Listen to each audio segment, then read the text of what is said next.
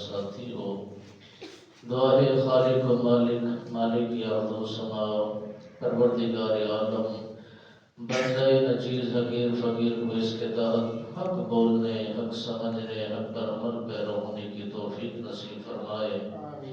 عزیزان گرامی، قرآن کریم کے اس حصے کے اندر آنے والے مقدس مہمان مہینے کا ذکر خیر کیا گیا، اور وہ ماہ مبارک بڑی عظمت والا ہے، بڑی برکتوں والا ہے، بڑی رحمتوں والا ہے، اور اس کے اندر عبادت کرنے والا، ریاضت کرنے والا، تسبیحات ذکر اذکار کرنے والا اللہ ہی کا متقی ہوتا ہے۔ اللہ اسے پرہیزگار بنا دیتا ہے، متقی بنا دیتا ہے، نیکوکار بنا دیتا ہے۔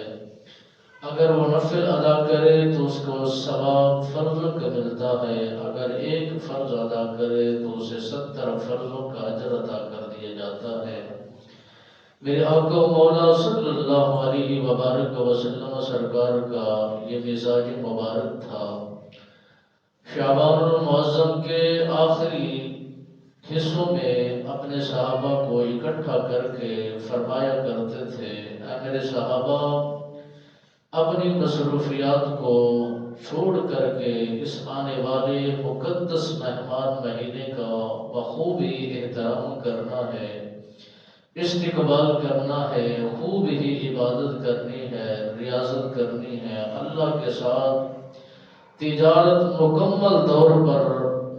بڑھ چڑھ کے حصہ لینا ہے، عبادت کرنی ہے۔ میرے آقا مولا صلی اللہ علیہ وبارک وسلم سرکار اپنے صحابہ کو تلقین بھی فرمایا کرتے تھے، تربیت بھی فرمایا کرتے تھے، اور ان کی بہتری کے لیے خوشخبریاں بھی سنایا کرتے تھے۔ آپ سرکار نے اپنے صحابہ کو فرمایا کہ آنے والا مقدس مہمان مہینہ ہر اس دل کو خوبصورت پا کر کے جائے گا جس دل کے اندر اس ماہ مبارک مہینے کی عزت و احترام ہوگی، اور جس دل کے اندر اس ماہ مبارک کے لیے ظرف زیادہ ہوگا، عبادت کا شوق و ذوق زیادہ ہوگا، صدقہ و خیرات زیادہ ہوگی، اور